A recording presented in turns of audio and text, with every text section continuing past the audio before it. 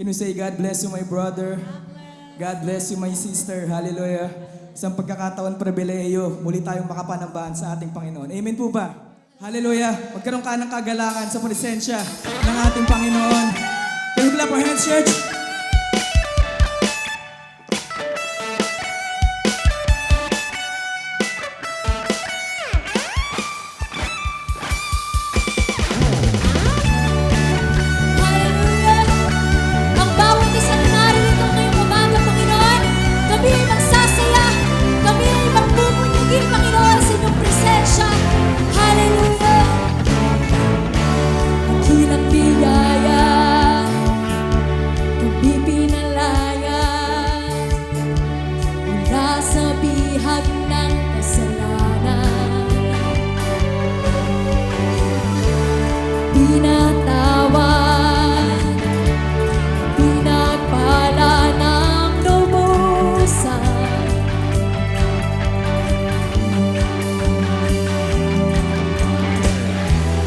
Di mapipigil ang pagsamba sa'yo, Jesus, dakila kang totoo. Ang lahat ay magsasaya, ang lahat ay magsasaya. Jesus, papupurihan ka, ikaw lamang ang aming pag-asa. Ang lahat ay magsasabi, ang lahat ay luluhod, Jesus, ikaw lamang ang Panginoon. Hallelujah! Ikaw lamang ang aming Panginoon, wala nang iba. We worship you, Jesus.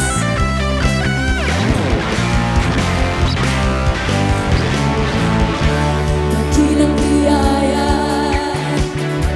nabibinalaya, yes Lord, mula sa bihag ng kasalanan.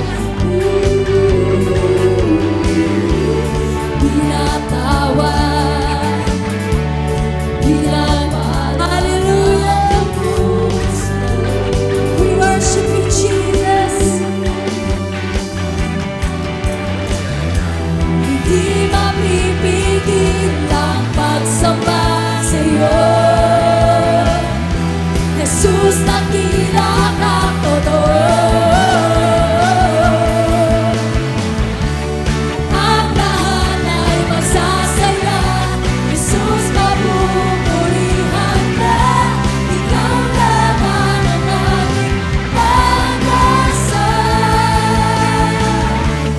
Ang lahat ay magsasabi, ang lahat ay luluhod, Jesus, ikaw lamang ang Panginoon. Ikaw lamang, Diyos. Ikaw lamang ang mapupurihan, walang katulad. Oh, we worship you, Lord Jesus.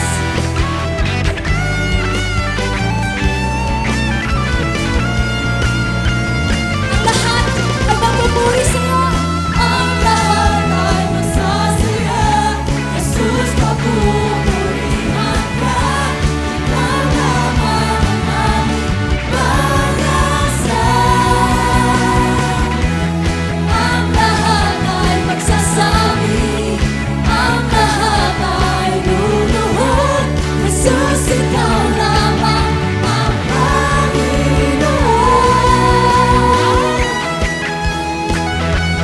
Hey, hey! Hey, hey!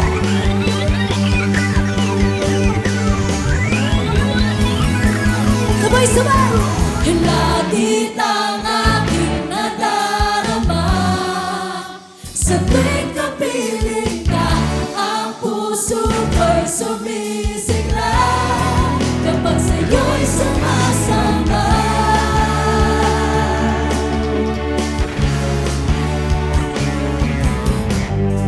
Ang kailangan ko ay pag-ibig mo, o Diyos sa buhay ko. Ang kagalakan mo ay kalakasan ko, ikaw ang nais, ikaw lamang ang pupurihin. Ikaw lamang ang pupurihin, ang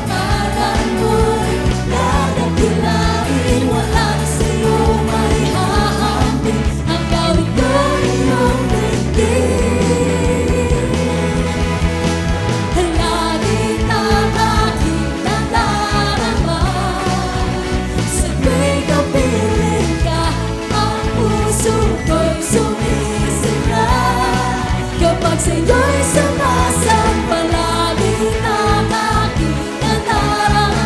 Amen. Sa tuwing kapiling ka, ang puso ko'y sumisigla kapag sa'yo'y sumasamba. Hallelujah!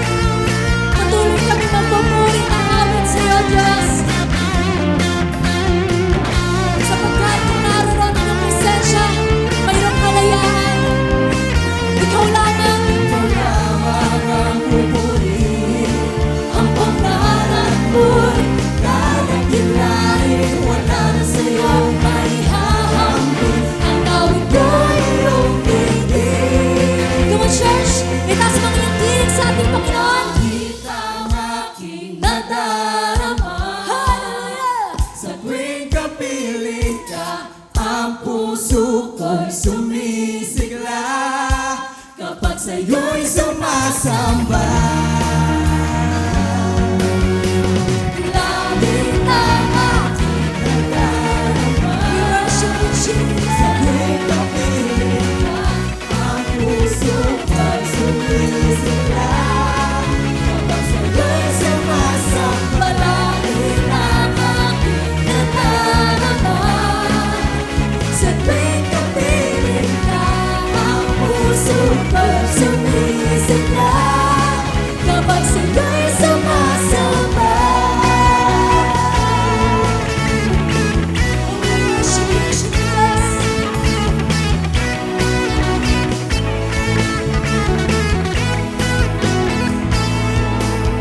Hallelujah! Come on, church!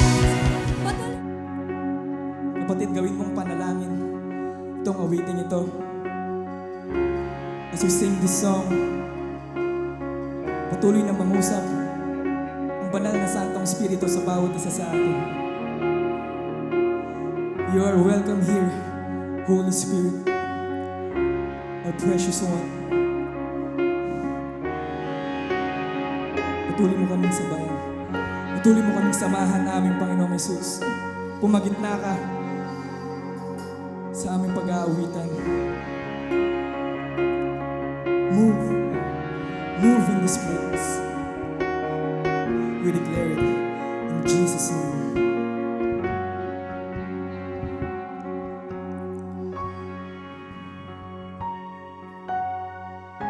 All it takes is one moment and just one touch from you.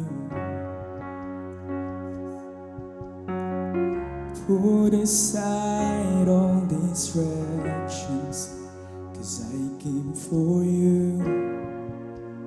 I came for you. I need you more than ever. Nothing else satisfies. All my life I surrender, 'cause I came for you. I live for you, 'cause I came for you. I came for you. Holy Spirit, you are welcome. Come and move upon this place, 'cause we desire an encounter once again.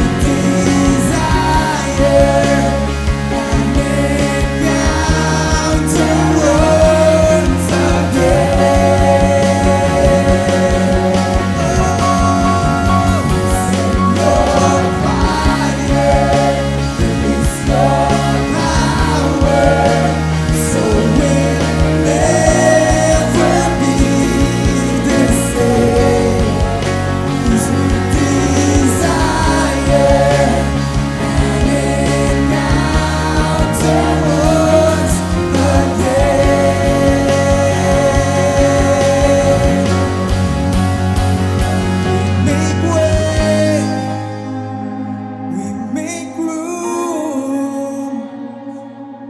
Lord, let your spirit move.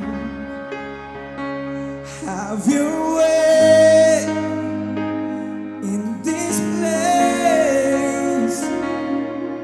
'Cause Lord, we have come for you. We make way. We make room, oh God. Lord, let your spirit move. Have your way in this place. So Lord, we have come for you. We make way. Make way. We make room. Lord, let your spirit move. Have your way in this place. 'Cause Lord, we have come for you.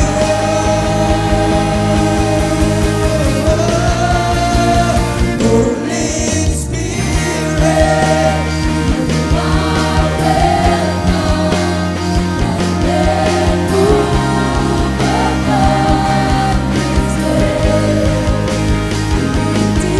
desire and make towards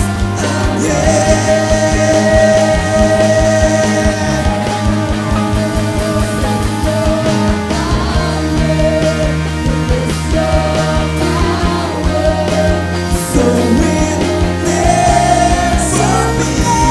be the same. 'Cause we desire towards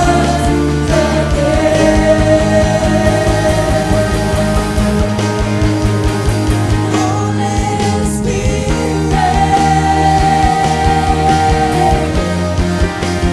Holy Spirit,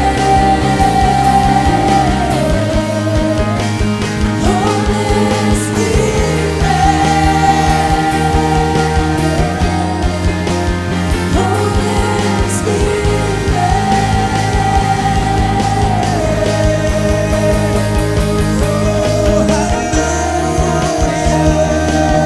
Amen. Sino umaasa ng kanyang himala ngayong umagang ito? Amen. Hallelujah. At para tulungan po tayo makapanampalataya, puntahan po natin yung pagpapatuloy ng ating aralan. Now, sino po itong narito sa picture, mga kaibigan? By now, kilala natin si Prophet Elisha or Eliseo sa Tagalog, mga kaibigan. At ano po yung kanyang ginagawa? Tumatawid po siya doon sa Ilog Jordan. Now, posible po ba na basa-basa maglakad ang isang tao doon sa ilog, mga kaibigan, lalo pa at malalim yung ilog? Hindi po. Kaya lang, mga kaibigan, lahat po ng bagay posible kapag ang tao po ay walking in the anointing. At yan po yung ating topic, part 2. At ang ating pong text ay mababasa natin dito sa Pangalawang Hari, chapter 2, verses 13 and 14. Sabi po riyan, dinampot niya ni Eliseo ang nalaglag na balabal ni Elias at bumalik sa pampang ng ilog Jordan. Hinawakan niya sa isang dulo ang balabal at inihampas sa tubig. Sabay sabi, nasaan si Yahweh ang Diyos ni Elias? Nahawi ang tubig at siya'y tumawid. Listen, mga kaibigan, as I've said, hindi po posible na lumakad doon sa tubig na nahahawi pa. Kaya lang, mga kaibigan, kapag ang tao po walking in the anointing, nasa presence, nasa kapangyarihan ng Diyos, lahat po ng bagay magiging posible. And I've got good news. The same Holy Spirit na sumama kay Eliseo, siya rin po ang Holy Spirit na sumasama sa atin ngayon, mga kaibigan. Amen. So, we can also walk in the anointing. Para po doon sa mga bago or absent last Sunday, mga kaibigan, we defined yung walking in the anointing bilang yung pamumuhay po sa presensya at kapangyarihan ng Espiritu Santo para sa natatanging gawain o pagkakatawag. Nagawa po ito ni Eliseo, mga kaibigan, yung walking in the anointing dahil mataas po yung kanyang pagkakatawag bilang propeta. Now, I've got good news mga kaibigan. Kayo po na narito, tinawag din po ng Diyos. Unang-una para sa kaligtasan. Pangalawa, para maging mga anak, tagapagmana pa ng Diyos. Para maging mga pari at lingkod din ng Diyos. Amen po ba? Kaya I say, we can also walk in the anointing. Now, last Sunday, pinag-usapan po natin yung 2 lessons. Unang-una, nais ng Diyos na magangad tayo ng mas sigit pang anointing sa ating pong buhay. Bakit? Kasi malaki po ang pangangailangan personally sa ating mga sarili at secondly, para din po doon sa mga pangangailangan ng iba. Lalong-lalo na po kung tayo po ay umaabot ng mga tao para sa ating Panginoong Hesukristo. Kailangan po natin ng anointing. And then, pangalawa na pinag-usapan po natin, nais ng Diyos na walking in the anointing tayo upang makakilos tayo sa supernatural. Meron pong natural world, yung world na ating pong ginagalawan ngayon, na kung saan, mga kaibigan, kailangan po, let's say, nung isang may sakit, yung gamot o yung doktor o yung ospital para gumaling. Pero meron po tinatawag na supernatural world na kung saan doon talaga nag-ooperate ang Diyos, yung mga espiritu, yung mga anghel, yung mga masasamang espiritu, naroon po, nararanasan ng gitigit yung mga himala. At nais ng Lord nakakapag-operate tayo doon. Bakit po? Gaya kanina, may pinagkikwentuhan po kami ni Pastora Eileen. Sabi, anong gagawin natin, Pastor? Meron pong isang tao, naroon na sa hospital at wala na pong ibinigay na pag-asa yung mga doktor. Kumbaga, tinubuhan na, naghihintay na lang. Pag inalis yung mga tubo, papanaw na. Ano pa po ang pwedeng gawin? Ang sabi ko sa kanya, in the natural, walang magagawa, but in the supernatural, kung nananampalataya tayo, pangalan lang ni Kristo Jesus, katapat ng kalayaan at kagalingan na nun tao. And that's the reason why we need to be able to operate in the supernatural. And we can do that when we walk in the anointing. At para sa tanghaling ito, mga kaibigan, let me go dun sa pangatlong lesson. Nais din po ng Diyos na walking in the anointing tayo upang makapagpababa siya ng mas marami pang mga himala. Sino po nangangailangan ng himala ngayong hapong ito? Amen? Now, personally, para sa ating po mga sarili. Pero more importantly, mga kaibigan, para po doon sa mga naghahayag, para po doon sa mga nag-i-evangelize. You know why? May pagkakataon ng ating Panginoong Hesukristo, ang sabi niya doon sa mga nakikinig sa Kanya, maliban na makakita kayo ng mga himala, hindi kayo mananampalataya. Sorry to say, pero yun po ang kalakalan ng mundo. Ang mga tao, to see is to believe. Now, sa pamamagitan po ng mga himala, ipinapakita totoong meron Diyos, Diyos na kumakalinga, Diyos na naghihimala. At ito po ipinakita ni Eliseo sa kanyang buhay. So let me share, mga kaibigan, yung mga himalang naranasan po ni Eliseo. At ito po ay pagpapakita rin na pwede po talagang tanggapin yung double portion of anointing na kanyang hiningi. Remember, mga kaibigan, noon tinanong po siya ni Elias, ano ang nais mong gawin ko para sa iyo? At ang sabi po niya, nais ko doble ng iyong kapangyarihan. And true enough, mga kaibigan, as I will show you, naranasan po ni Eliseo itong double portion of anointing. In the Old Testament, siya po ang dinaluyan ng napakaraming himala. So I have enumerated many of them, mga kaibigan. Yung binasa natin kanina, nakatawid po siya doon sa nahawing Ilog Jordan, something that is impossible. Pangalawa, mga kaibigan, nadalisay po yung tubig doon sa Jericho na hindi mapakinabangan, na lason, mga kaibigan, pero pinanalanginan niya, tinapunan niya lang ng asin at ito po ay naging malinis at naiinom na. Meron po, mga kabataan, tinutuya siya, pinagtatawanan siya, nagpray lamang po siya, nagalit ang Diyos. May 2 oso, pinarusahan po yung mga kabataan nagtatawa sa kanyang pagiging kalbo. At ano pa po, mga kaibigan, bumaha po yung tuyong batis nung sinabi po ni Eliseo bilang tanda doon sa mga hari na ililigtas sila laban sa Moabita. At ano pa po, mga kaibigan, meron pong lumapit sa kanya, biyuda, na kukunin bilang mga alipin yung 2 anak. At sabi niya, ano ang meron ka? Sabi, meron po akong konting langis. kumuha ka pa ng ibang sisidlan na langis. Habang meron ka sisidlan, hindi matutuyuan yung iyong langis at nangyari po, nabayaran yung utang ng biyuda. At ano pa po mga kaibigan, merong babaeng baog, hindi nagkakaanak. Nung ipinagpray po ni Eliseo, the year afterwards, nagkaroon na rin po ng anak. At dumating naman po yung pagkakataon na yung naging anak namatay. Pinatawag po, pinuntahan itong si Eliseo at nung dinapaan po ni Eliseo, yung patay na bata muling nabuhay. I'm telling you, walang imposible sa ating Panginoon when you are walking in the anointing. Kaya lang hindi pa po doon natapos. Yung nakakalasong pagkain na nakain po ng mga propeta dahil taggutom, kahit ano na lang kinain mga kaibigan. Kaya lang, noong pong nilagyan ng harina, nito pong si Eliseo, pinagpray niya, nakain po nila. At hindi po nalason yung mga propeta. Maging nagpakain po siya 100 katao sa pamamagitan po ng ilang piraso lamang pong tinapay. At meron pa pong mga natira. Nagkaroon ng multiplication of foods, mga kaibigan. Ano pa po? Napagaling po niya yung meketong na sinaaman, mga kaibigan. At hindi lamang po yun, yung meron pong pagkakataon, nagtatayo po ng bahay yung mga propeta sa pagpapalakol nung isa, tumalsik doon sa ilog Jordan, yung talim ng palakol. At ang sabi noong propeta, naku, hiniram ko pa man yan. Ano na ngayon ang mangyayari? Alam po niyo yung ginawa ng propeta? Pumilas lamang po nung kahoy doon sa puno, itinapon doon sa kinalalagyan noong nalaglag na talim, mga kaibigan, pagdaka lumutang po yung bakal. Posible po bang mangyari yon? Imposible. Pero sa walking in the anointing, walang imposible.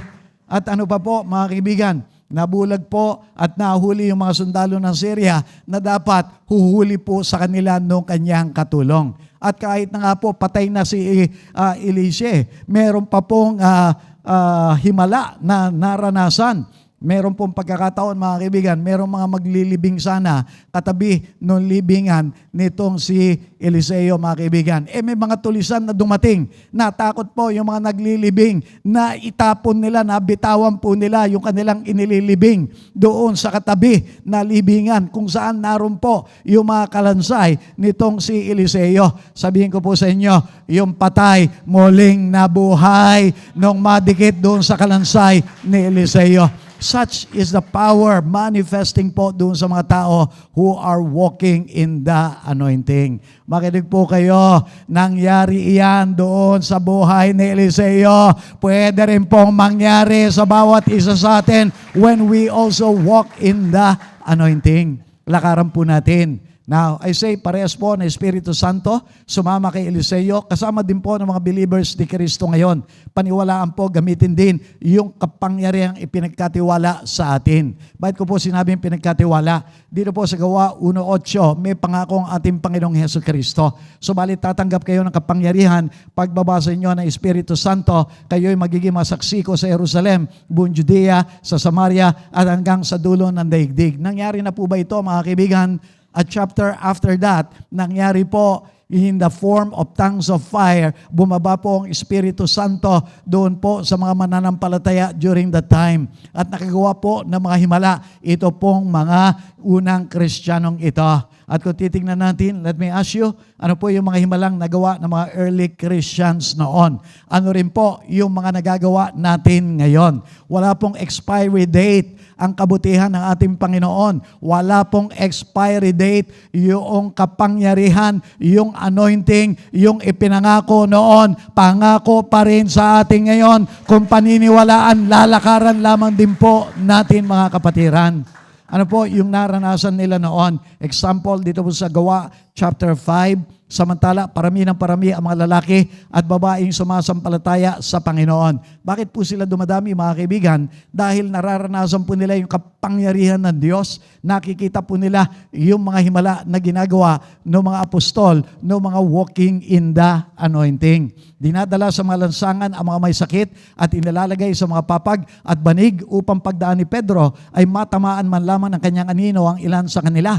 Dumating din ang maraming tao mula sa mga karatig bayan ng Jerusalem. Dala ang kanilang mga may sakit at mga pinapahirapan ng masasamang espiritu at gumaling silang lahat. Listen now mga kaibigan, can you imagine, ito po si Pedro at maaaring higit pa po rito, ang dami ng mga tao na naroon, kailangan niyang i-lay hands. Mga kaibigan, maaaring nahirapan po siya para ipag-pray individually bawat isa sa kanila.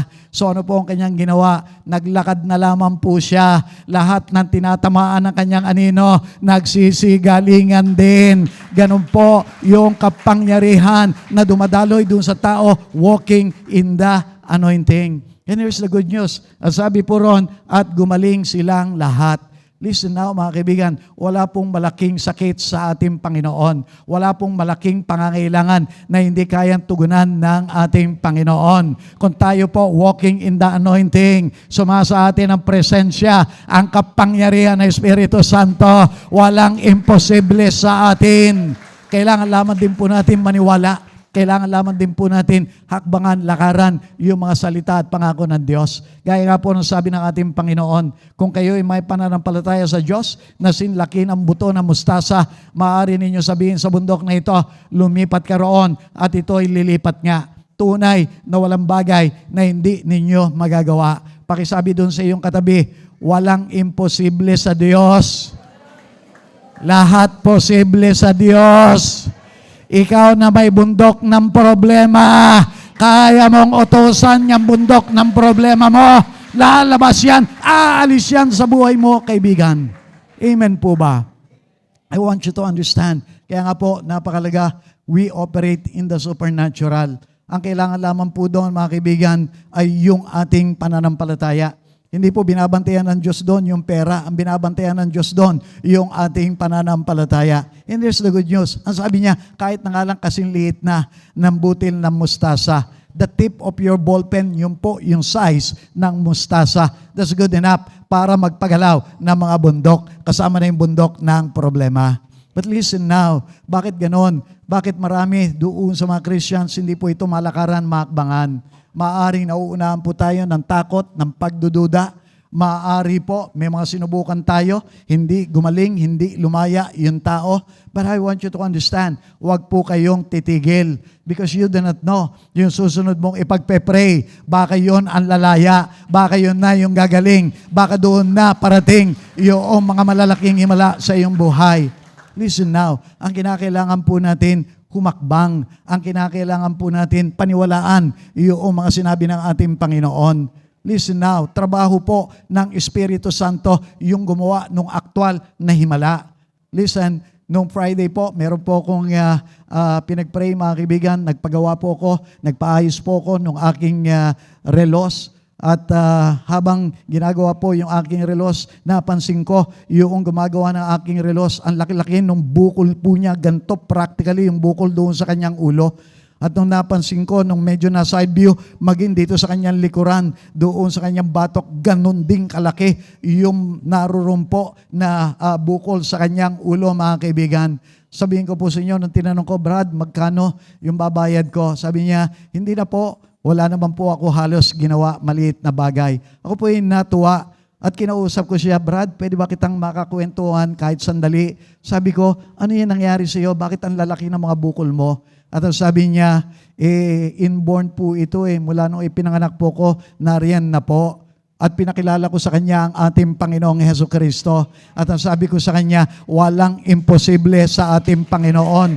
Patay nga, muli pang nabubuhay. Kaya kanyang palayaing, kaya kanyang pagalingin. At ang tanong ko sa kanya, pahay ka ba ipagpray natin yan? Walang mawawala. Meron, baka yung bukol mo mawala. At sabi niya, sige po. At pinagpray ko mga kaibigan at ininiyaan ko sa ating iglesia.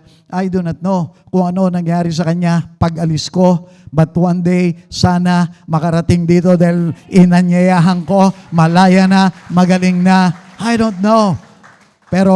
Pero ang inilagay po sa aking heart ng Espiritu Santo, tulungan mo yan taong iyan. Listen mga kaibigan, if we want to walk in the anointing, bukod dun sa pananampalataya, kinakailangan po, meron po tayong puso na meron pong habag sa ating kapwa. Napakarami po mga nangangailangan, napakarami ng mga may sakit, napakarami po ng mga may problema. Tayo po na walking in the anointing, operating in the supernatural, malaki ang ating magagawa. Hallelujah. Lakaran po natin yung ating mga pagkakatawag. Hallelujah. Kaya nga po, yun lang ang sinasabi ko, believe and start walking in the anointing for your miracles. Amen po ba? Sabi mo sa iyong sarili, hakbangan mo kasi. Mararanasan mo mga himala ng Diyos sa buhay mo. Amen. Hallelujah. Now, for some of us, maaari sabihin natin, paano yung pastor? Wala pa akong nararanasan na ganyan. Wala pa akong napagpe-pray, nakalaya, gumaling. Wala pa akong ganyan. Pero mayroon pa pong ibang uri ng himala. Listen, maaring mas mahalaga pa po. Meron po akong napakinggan, isang preacher, at ang sabi po niya, the biggest and the greatest miracle is the miracle of transformation. Iyon pong himala ng pagbabago, ang pinakamalaking himala. Bakit po? Ay say rito mga kaibigan, bahagi ng himalang nararanasan ng mga walking in the Spirit ay ang supernatural na pagbabago.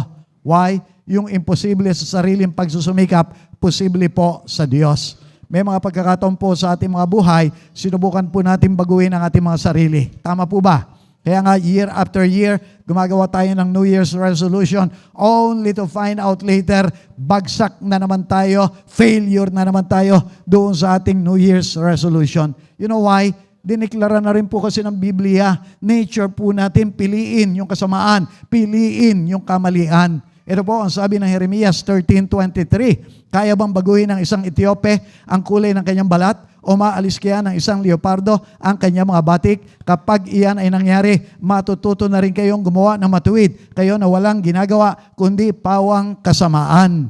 Listen, totoo po ba ito? Kinakailangan balikan na lamang din po natin yung ating mga lumang buhay. Kasi pag binalikan natin yung ating lumang buhay, makikita po talaga natin ang hinahanap natin, yung kasamaan. Ang dali-dali natin magsinungaling, ang dali-dali natin magalit, ang dali-dali natin mag-isip ng mga kahalayan, ang dali-dali po natin manghusga, ang dali-dali po natin malaglag doon sa mga tukso, mga kaibigan. Noon yon, pakisabi mo sa iyong katabi, noon yon. Iba na ako ngayon. May Kristo Jesus na ako sa aking buhay.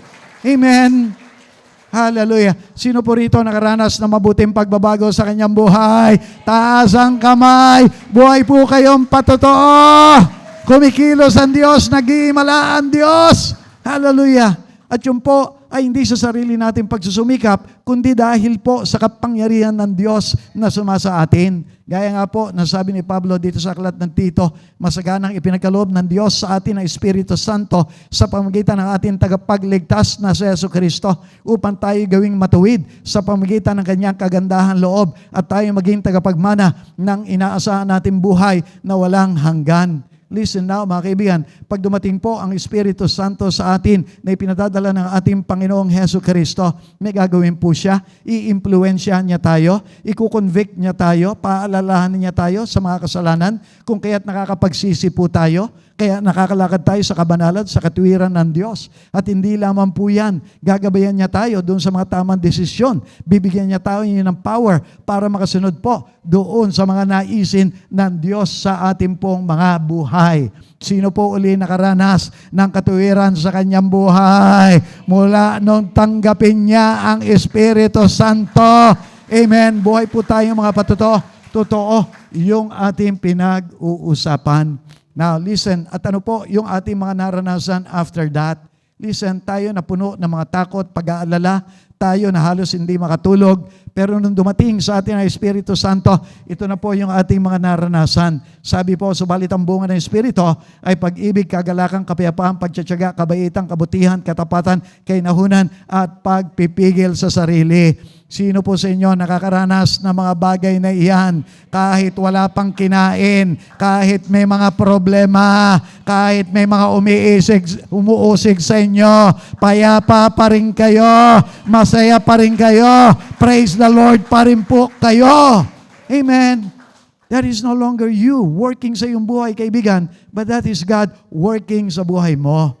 Now, I want you to understand, hallelujah, wala pong tunay na pagbabago maliban na sumasa atin po ang presensya ng Diyos. Kaya nga po, mga kaibigan, kung titignan po natin yung mga apostol, dati po ang sasama ng mga pag-uugali. Opo, maaaring may mga konting pagbabago, gaya natin, pero makinig po kayo, hindi nagtutuloy-tuloy yung pagbabago. Pero listen now, when we start walking in the anointing, mga kaibigan, mababago po talaga tayo. At yung pagbabago, tuloy-tuloy. Pakisabi mo nga doon sa katabi mo, tuloy-tuloy.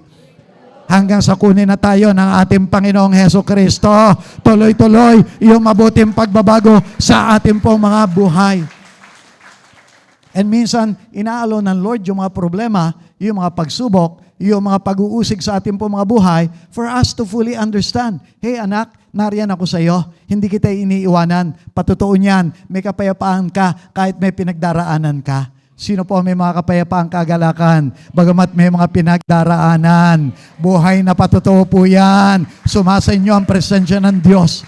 Lumakad po kayo ng tuloy-tuloy in the anointing. Listen now, let me go mga kaibigan doon sa pangalawa. Hallelujah. Lesson number 4. Nais po ng Diyos na walking in the anointing tayo upang makalakad tayo sa kabanalan at makapanatili sa Kanya.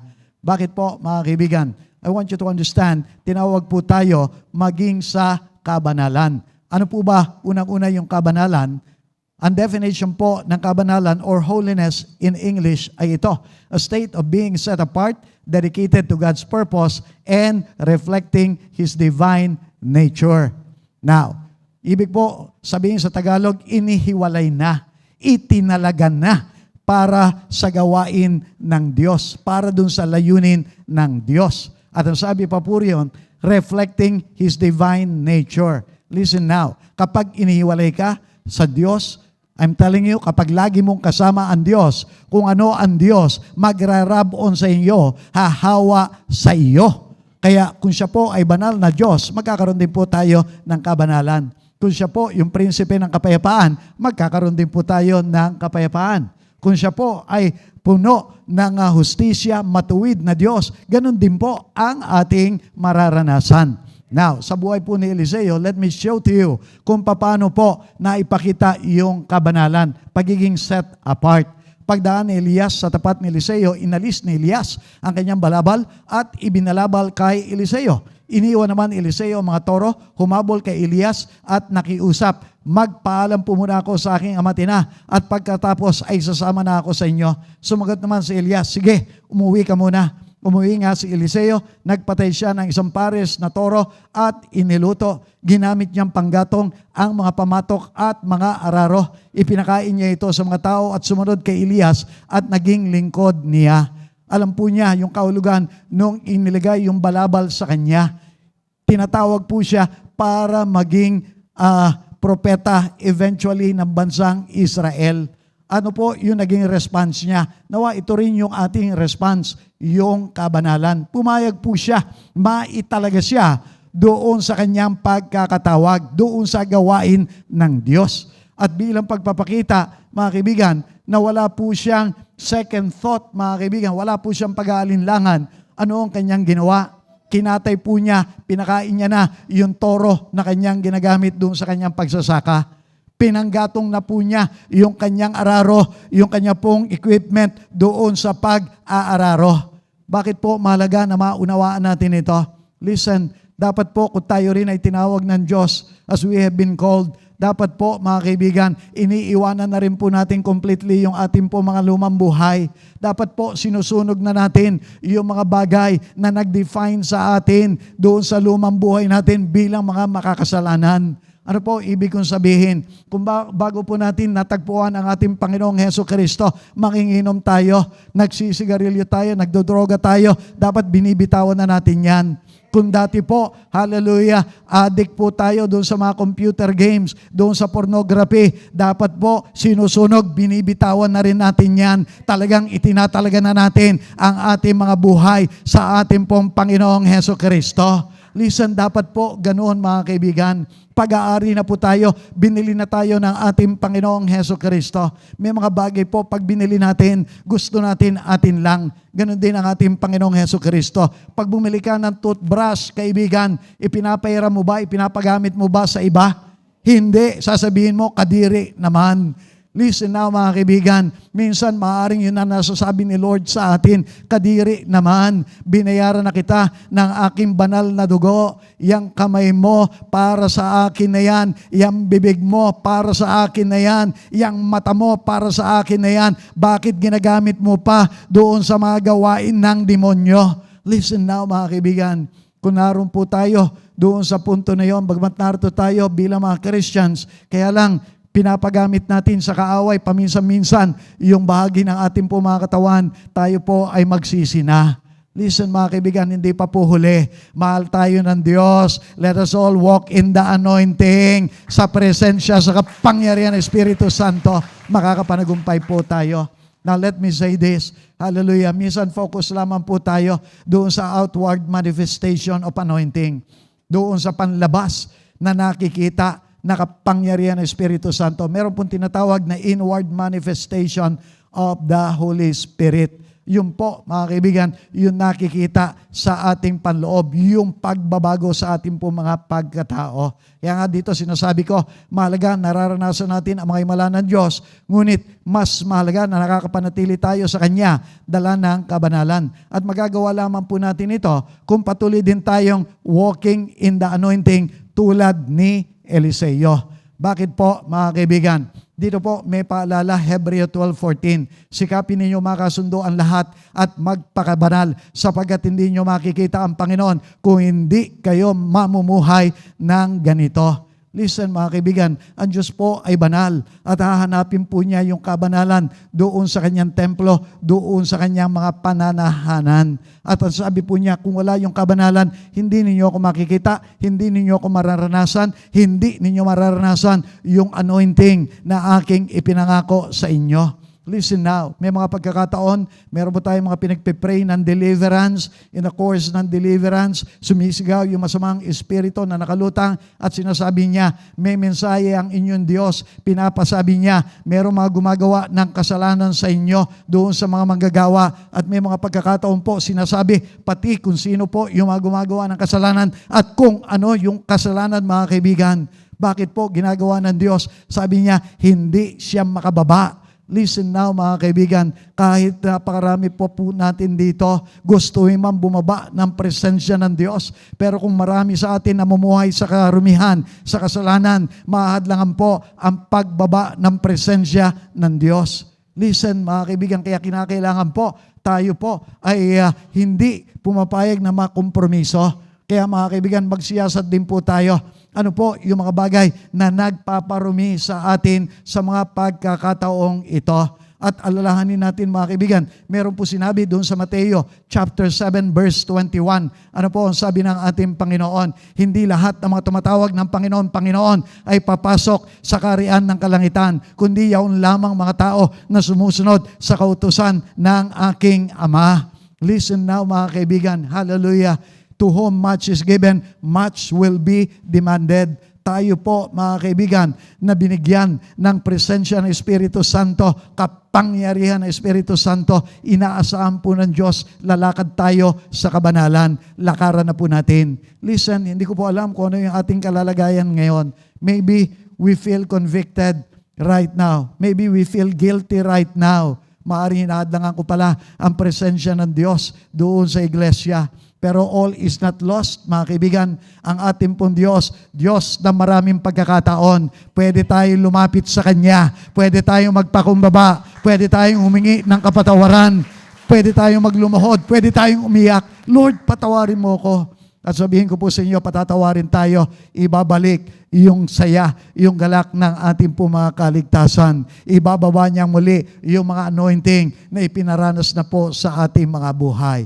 Amen po ba mga kaibigan? Now let me say this, bawat hindi po madali ang umiwas sa mga bagay at tukso na mundo. Magagawa natin ito kung walking in the anointing din tayo tulad ni Eliseo at hindi walking in the flesh na tulad ng kanyang katulong. Bakit ko po ito binabanggit? May pagkakataon po mga kaibigan, nakita yung contrast, magkaiba na response doon sa parang tukso doon sa dalawang tao kay Eliseo at doon sa kanyang katulong. Ano po itong pagkakataon? Naalala ninyo si Naaman na may ketong na gumaling nung bumalik po ito dito kay Propetang Eliseo, meron po siyang ginawa. Nag-offer po siya love gift. Maari mga pananalapi, maari mga magagandang kasuotan. Pero ano po ang sabi ni Eliseo? Ngunit sinabi ni Eliseo, saksi si Yahweh, ang buhay na Diyos na aking pinaglilingkuran, hindi ako tatanggap ng kahit ano. Pinilit siya ni Naaman, ngunit talagang ayaw niyang tumanggap. Listen, pwede naman po niya sanang tanggapin. Anyway, yun po ay libre, kusang loob at ipinagpipilitan pa na ibigay sa kanya. Pero dahil walking in the anointing siya, nadidiscern niya. Baka kumikilos ang kaaway. Baka sinasanay ako tumanggap ng mga love gift. Baka pagdating ng panahon, yung aking paglilingkod ay hindi na para sumunod sa Diyos, kundi para na doon sa mga love gift, para doon sa mga worldly rewards. Listen now mga kaibigan. At ito po yung kalungkutan ngayong ating kapanahunan. Bakit po marami yung mga preachers, panay mga feel-good preachings na lamang ang itinuturo? Panay prosperity gospel. Ayaw na mag-preach about holiness. Ayaw na mag-preach about sin. Ayaw na mag-preach about hell. Ayaw na mag-preach about God's wrath, about God's discipline. Bakit po? Kasi natatakot sila. Baka mag-alisan yung mga tao. Baka wala na magbibigay ng tithes. Wala nang offering. Paano na ang iglesia? Salamat na lamang po. At dito sa ating iglesia, full gospel pa rin tayo. Hallelujah. Hindi po yung inyo mga ibinibigay ang mahalaga. Kayo ang mahalaga. Walang pananalapi na pupunta ng kalangitan. Yung pong kaluluwa, kayo mismo ang kailangan makaparoon. Kayo ang mahalaga, mga kaibigan.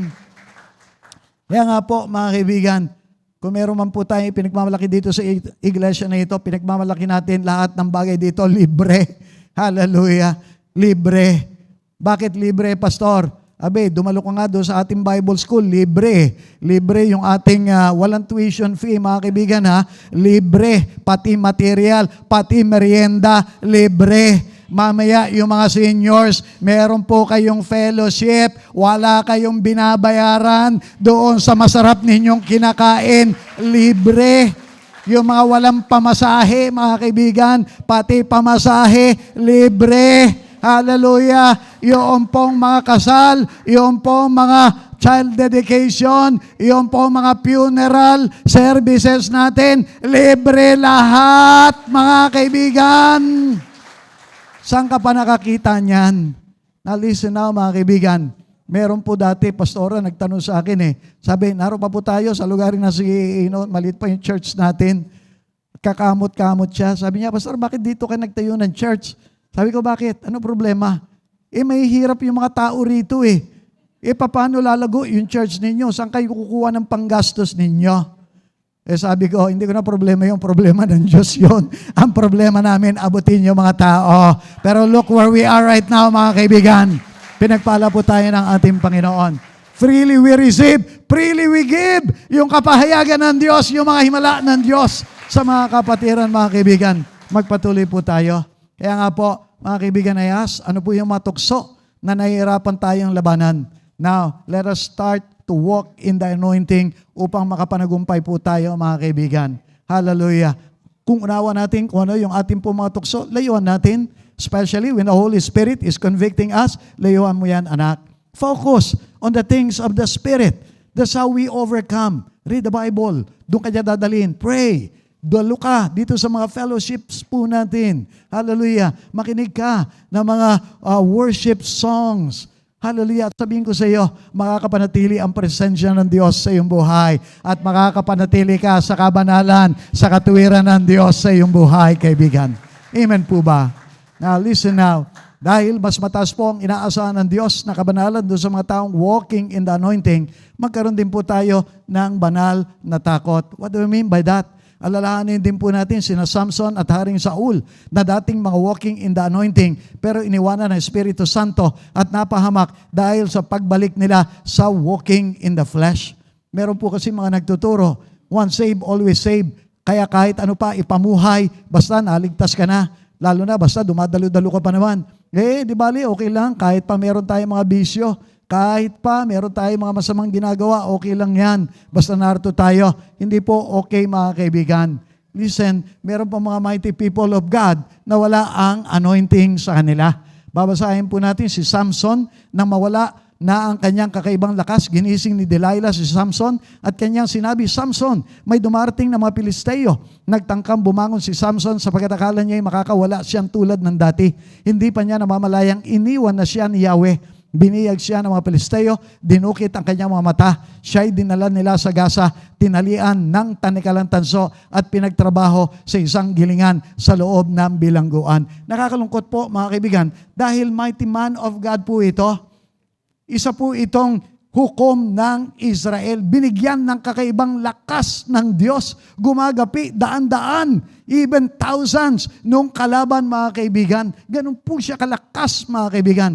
Kaya lang, hindi po siya nagpatuloy nung walking in the anointing. Nag-walking in the flesh. Nang babae po siya. Even prostitutes at that, pinapatulan na po niya mapagbigyan yung kanyang laman mga kaibigan. Pero dumating po yung panahon, as we read mga kaibigan, umalis ang presensya ng Diyos. Hindi ko po alam mga kaibigan, kung right now meron din po tayo mga ginagawa, itinatago. Makinig po kayo lahat. Wala pong naitatago na lilingid sa Diyos. Lahat po ay hayag sa kanyang paningin. Maaari magtago tayo sa isa't isa, pero hindi po sa Diyos. Huwag nawa mawala din po yung anointing sa ating po mga buhay. Huwag nawa mga kaibigan, maging katulad din tayo nitong taong ito na bihag ng kaaway.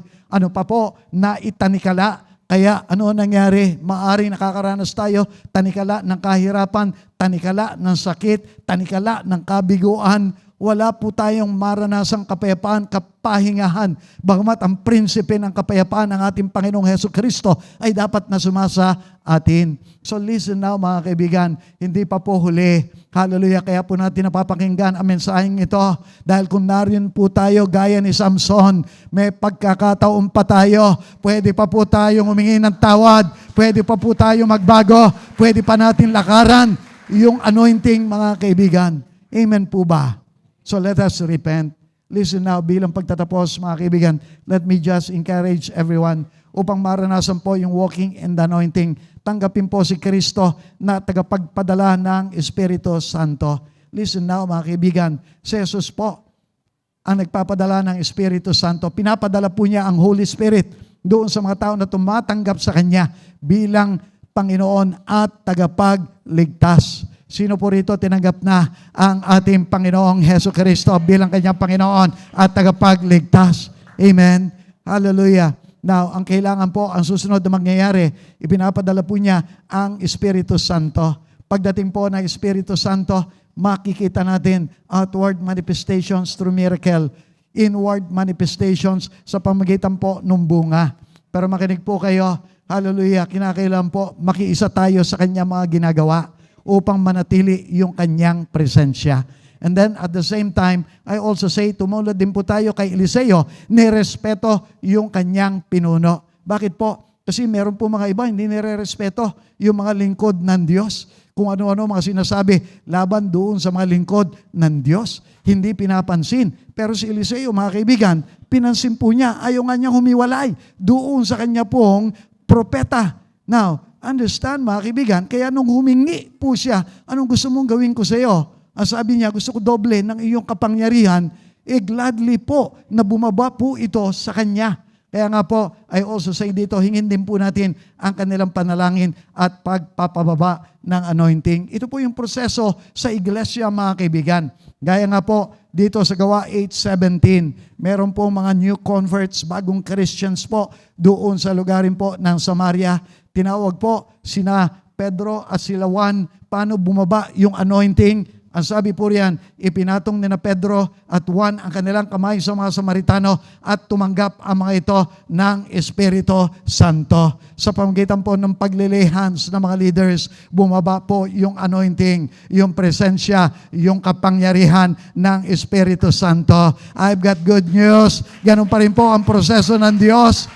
Yung mga leaders pa rin po ng iglesia ang kanyang pinagkakatiwalaan para maging daluyan ng anointing na nagmumula sa ating pong Panginoon. And if you can believe, and if you are willing to step in faith, ngayon tanghaling ito, kayo man din po tatanggap ng anointing mula sa ating Panginoon. Amen po ba?